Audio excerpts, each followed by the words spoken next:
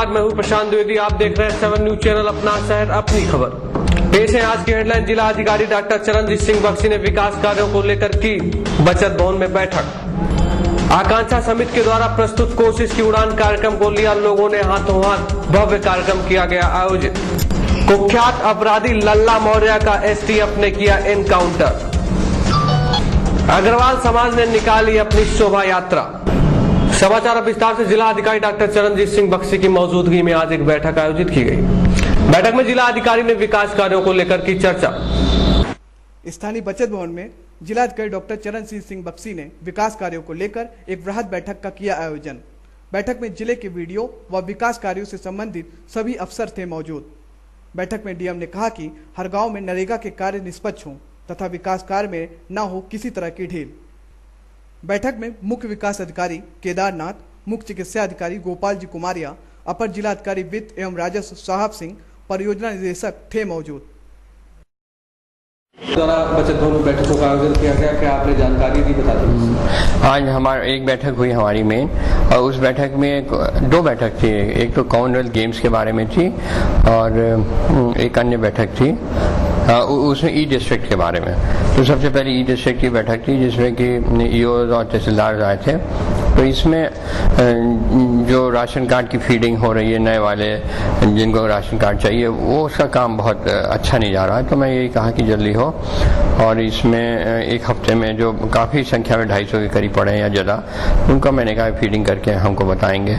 दूसरा ये है कि तहसील सदर में या अन्य तहसीलों में भी आय प्रमाण पत्र, जाति प्रमाण पत्र, डोमिसाइल प्रमाण पत्र वो पड़े हुए हैं पेंडिंग, तो उनको तेज करने की ज़रूरत है। इसी तरह विधवा पेंशन के कई जो, अब ठीक है पैसा नहीं है, पर विधवा पेंशन की जो जितनी भी एप्लीकेशन आई हैं उनको उसको करना है लोड, उस पर ऑफलाइन तो लोड करना है, तो कम से कम लोड करें, वो नहीं किया अधिकारी ने। तो फिर ये मामला ठीक नहीं, मैंने इनको बताया।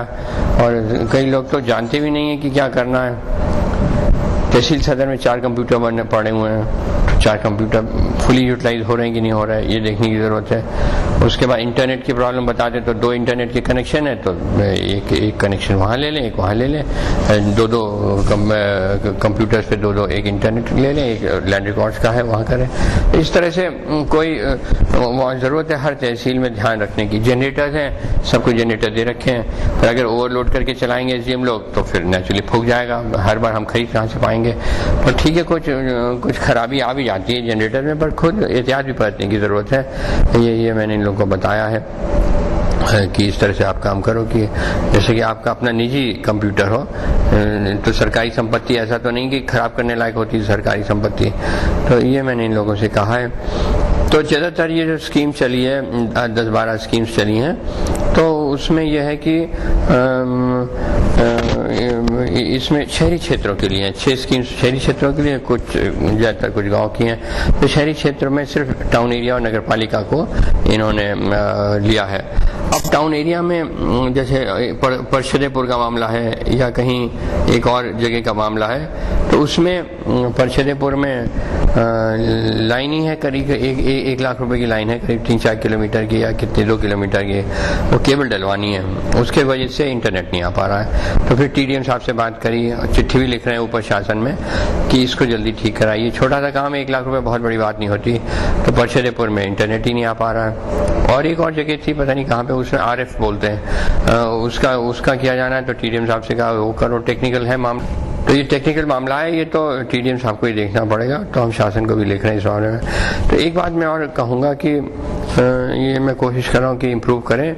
मैंने ये भी कहा है कि जो भी पासवर्ड है, जैसे लेखपालों को पासवर्ड दिया है, तो पासवर्ड संभाल के रखें। हर एक को बता देंगे तो कोई आदमी किसी की भी नकल कर लेगा और उल्टे सीधे प्रमाण पत्र जारी होने लगेंगे। नंबर 2, एसडीएम साहब जो है अपना डिजिटल सिग्नेचर का कोड वर्ड या पासवर्ड नायब तहसीलदार लेवल से कम ना दें किसी को, और गोपनीय चीज़ होती है, उसमें इसमें नहीं होना चाहिए इस तरह से। तो ये एहतियात के लिए मैंने उनको बताया कि इस तरह से मत करिए। एक सब बड़ा अच्छा पॉइंट है कि जैसे 297 हमने सीएससी सेंटर करने हैं और इस समय करिए 105 हो गए हैं। बड़ा प्रयास किया तब जाके 105 हुए हैं। तो मैं ये चाह रहा हूँ कि कम से कम जो 190 के करीब रह गए हैं तो उनका भी CHC सेंटर का इसमें बहुत आसान तरीका ये है कि 15,000 रुपये देकर इनको एक लाइसेंस मिल जाता है और वो 2 गांव में ऑपरेट कर सकते हैं, 2-3 गांव में। और उसमें SMS देने की सुविधा है, फिर इसमें रेलवे रिजर्वेशन की सुविधा है और अपने इंटरनेट भी मिल जाएगा 24 आवर्स का। तो ये 15,000 रुपये बहुत ज़्यादा अमाउंट नहीं है, इससे ये लोग कमा भी सकते हैं धीरे धीरे। तो 15,000 बहुत बड़ी रकम नहीं होती और इस समय ये एम्प्लॉयमेंट के लिए एक रोज़गार का सबसे अच्छा तरीका है। जो आदमी 15,000 रुपये करके ये खोलेगा, मैं आज देखता हूँ कि जब भी हम बैठते हैं 100-200 आदमी की एप्लीकेशन आ जाती है, इतने दूर से 100 आदमी आते हैं, 200 आदमी आते हैं गाँव से, परेशान होकर आते हैं। फिर हम उनको फिर बुलाते हैं कि इस तारीख को फिर आना, क्योंकि दूसरी पार्टी उनकी लड़ाई कर रही है, उसको भी हम उस तारीख को बुलाते हैं। तो फिर दोनों को बुलाने में, आने जाने में बहुत खर्चा होता है, टाइम खराब होता है। तो यही मैं इनसे कह रहा था कि अगर आप लोग इनको सब कुछ संभाल लेंगे तो पब्लिक को हमारे पास आने की ज़रूरत नहीं है। तो जितनी पब्लिक हमारे पास आ रही है इसका मतलब CHC काम नहीं कर रहा है, और अगर जितनी कम पब्लिक हमारे पास आएगी तो इसका मतलब CHC सेंटर्स के थ्रू गाँव में बैठ कर अपनी एप्लीकेशन वहाँ दे देंगे, वो हमको मिल जाएगी। तो ये एक आसान तरीका है जिसमें गाँव वाले आ नहीं सकते, गाँव वाले अपने CHC सेंटर पहुँच जाएँ जो 2-4 किलोमीटर दूर होगा और वहाँ पर अपनी एप्लीकेशन हमको दे दें, तो हम उसको फिर वर्कआउट कर लेंगे। तो ये मैं सबसे अपील है मेरी सबसे कि जो भी अनएम्प्लॉयड लड़के लड़कियां हैं गांव के रहने वाले हैं तो इस काम को अंडरटेक करें। 15,000 रुपये बहुत बड़ी रकम नहीं होती और धीरे धीरे ये पाएंगे कि इसमें चीज़ें बढ़ती जा रही हैं। जैसे आज मुझे बताया SMS कर सकते हैं आप, और कल को और भी चीज़ें बढ़ेंगी तो उसमें अपना करा सकते हैं, ये है ना। इंटरनेट का है ही आपको, इंटरनेट आप बैठ के और कुछ नहीं तो कम से कम 15,000 रुपये में आप इंटरनेट ही देखते रहिए और कुछ मत करिए, अपना ज्ञानवर्धन करिए। तो इसमें सब लोग अपना करें और इससे अच्छा तरीका क्या है कि हमें 200 लोगों को नौकरी देनी है इसके ज़रिए, तो 200 आदमी कहीं पे भी हों वो आ सकते हैं और हम उनको मदद करेंगे और इनको CHC का वो दिलवाएंगे लाइसेंस। तो इसके दूसरी बैठक आपने कॉमनवेल्थ गेम्स को लेकर क्या थी सर? और कॉमनवेल्थ गेम्स को दूसरी बैठक थी वो बहुत इंपॉर्टेंट थी। 10 जुलाई को वो बेटन लेके चलेंगे 9:30 बजे लखनऊ से और यहाँ करीब 11:30 तक पहुँचेंगे और फिर हम इनको शहर के कुछ रास्ते से होते हुए स्टेडियम ले जाएंगे। वहाँ वृक्षारोपण होगा, कई बैनर लगे होंगे जो कि इकोलॉजी के माफिक होंगे, पर्यावरण के अकॉर्डिंग होंगे। और उसके बाद ये वृक्षारोपण कुछ वृक्ष बता रहे हैं कि खुद भी लाएंगे अपने साथ, तो 90 लोगों की टीम आएगी, 40-50 गाड़ियाँ होंगी। तो उसमें कुछ 3 ऑस्ट्रेलियंस हैं और बाकी कुछ और डिग्निटरीज हैं और फिर ऑफिसर्स भी हैं, कोई लोग। रास्ते में फिर हम लोग जब मैं तो जाऊंगा वहाँ पर चिरवा बॉर्डर पर, उनको रिसीव करूंगा और वहाँ से जो आएंगे।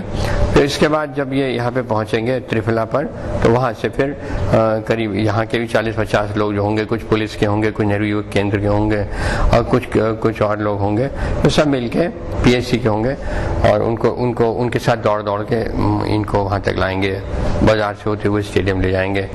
तो इसमें हम PSC बैंड भी अरेंज करेंगे, बैनर थ्रू आउट द रास्ता जितने भी स्कूल कॉलेजेस हैं वो लोग बैनर लगाएंगे, उनको लेके यहाँ आएंगे और उसका वृक्षारोपण करके उसको फिर हम इन लोगों को फिर लंच वंच कराएंगे और सारस होटल में और क्षेत्रीय ये जो है अपना संस्थान वहाँ इनको रहने का इंतज़ाम किया है। सारस होटल में रहने का भी और खाने का भी किया है, कुछ लोगों का VIP टाइप का। तो इस तरह से वहाँ खाना, लंच, ब्रेकफास्ट, लंच डिनर और ब्रेकफास्ट